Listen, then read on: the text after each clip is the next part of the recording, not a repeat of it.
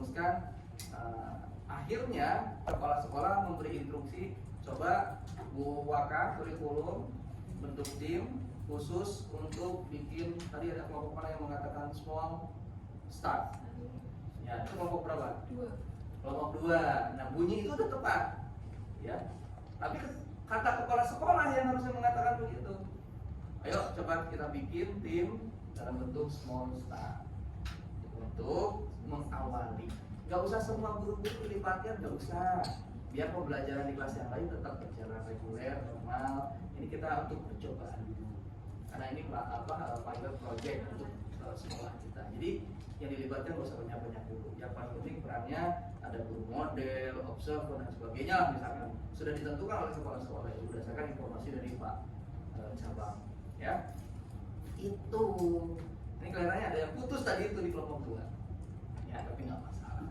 Ya, mungkin karena tadi belum sahur atau belum banyak sahurnya, sehingga jadi tidak fokus. Ya, atau nggak minum waktu. Yang ketiga kelompok berapa ini? Kelompok 3. Ya, oke. Kelompok 3 kelompoknya kurikulum. Nah, kalau ini sudah teknis, sudah nggak bicara lagi tentang kebijakan, ya. Sudah bukan hanya staf waka kurikulum, tapi juga guru small group tadi itu, small start tadi itu yang dikumpulkan. Kemarin saya dengan Bu siapa sebagai staf kurikulum diundang rapat oleh Bu Kepala. Beliau mengamanahkan dari dinas bahwa kita diminta untuk melakukan penerapan pilot project tentang UPD. Sampaikan informasi singkat, lalu kemudian yuk kita bikin sekarang teknisnya kita atur. Ya, siapa yang jadi guru modelnya tentukan. Ya, atau misalkan bergiliran mau berapa siklus dan sebagainya, itu diatur teknisnya seperti itu. Itu ya. Nah, ini tadi yang disampaikan.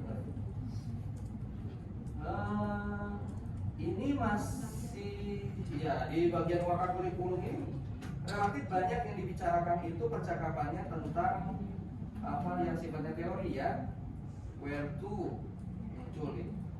Kemudian IHT, oke, IHT itu salah satu ya.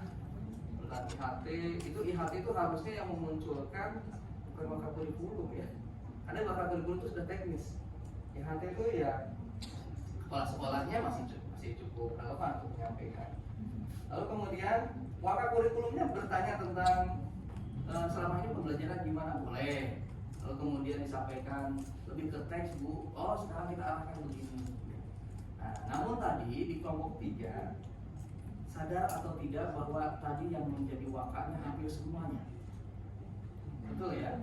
Karena saling merespon. Ya silakan ada masukan lagi. Itu hampir semuanya bicara begitu. Ya. Kalau konteksnya rapat, ini kan konteksnya rapat, bukan konteksnya presentasi ya. Konteksnya rapat berarti yang mimpin rapat satu orang, waka kurikulumnya. Ini di sini berarti Mbak Nisa ya, Bu Anissa waka kurikulumnya. Tapi tadi Bu siapa tadi itu? Bu Desi. Ya silakan, barangkali Bapak Ibu ada masukan. Desi mau jadi wakanya sama Pak. Ya Bu Desi tadi itu sempat menawarkan. Lalu sebelah sini tadi yang duduk di sini Bu Alimah ya. Bu Alimah duduk di sini. Nah, Bu Alimah juga sama. Bukan Bu Alimah. Kalau Bu Alimah tadi bertanya ini, lantas apa solusinya gitu ya ke Bu Desi. Bu Desi juga tadi nanya gitu ya ke Bu. Lantas apa solusinya Bu? Aduh ini peserta rapat lebih jalan daripada pimpinan rapat.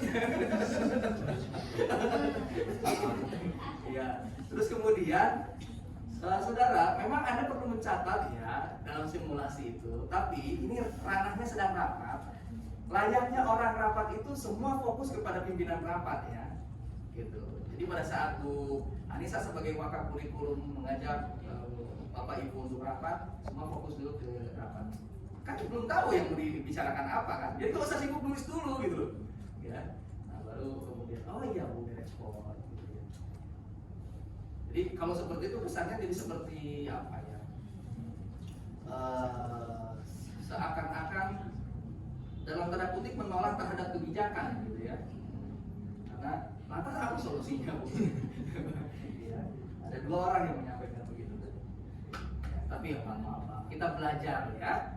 Dan yang terakhir, dua kelompok terakhir yang simulasi adalah guru dan siswa. Representasi simulasinya sudah berjalan dinamis, baik ya. UPD-nya sudah kelihatan. Tadi Bu Guru menyampaikan mulai dari tujuan pembelajaran disampaikan, kemudian apa yang mau dinilai itu disampaikan juga. Nah, kemudian apa lagi? Perencanaan tentu sudah disiapkan ya.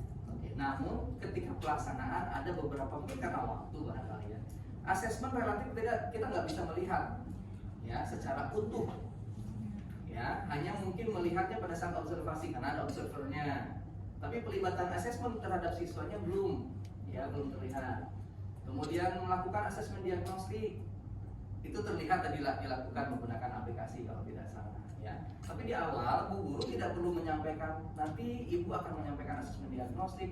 Jadi seakan-akan Ibu Guru tadi seperti MC dari awal tuh menyampaikan susunan acara dari awal hingga akhir. Nggak usah begitu ya. Jadi biarkan aja mengalir, biar surprise bagi siswa. Ya, gitu. Jadi nanti Ibu akan begini, lalu kemudian diskusi, lalu kemudian presentasi, lalu kemudian Anda nanti akan saling menilai, lalu kemudian Anda akan melakukan proses. Sehingga ada siswa yang protes, sekarang prosesnya nggak bisa besok.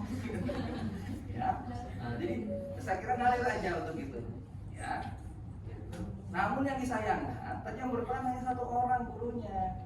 Jadi nggak kelihatan dinamika bagaimana semua orang berperan dalam UPD seperti guru gitu. Kan beberapa yang jadi observer ya, bahkan ada yang jadi kameramen. Saya bingung mengasih nilainya apa kameramen. Nggak ada unsur kameramen di sini loh. Aduh. Teknis Pak. Ya, ada pun siswanya. Oke, representatif siswanya normatif tadi ya. Artinya bergantung dari apa yang diperhatikan oleh guru sih kalau siswa ya. Tadi beberapa yang aktif, semua aktif ya. Ada yang ya semua sudah aktif, hanya kurang lagi asesmen saja. Oke, baik, itu saja. Sekali lagi berikan tepuk tangan.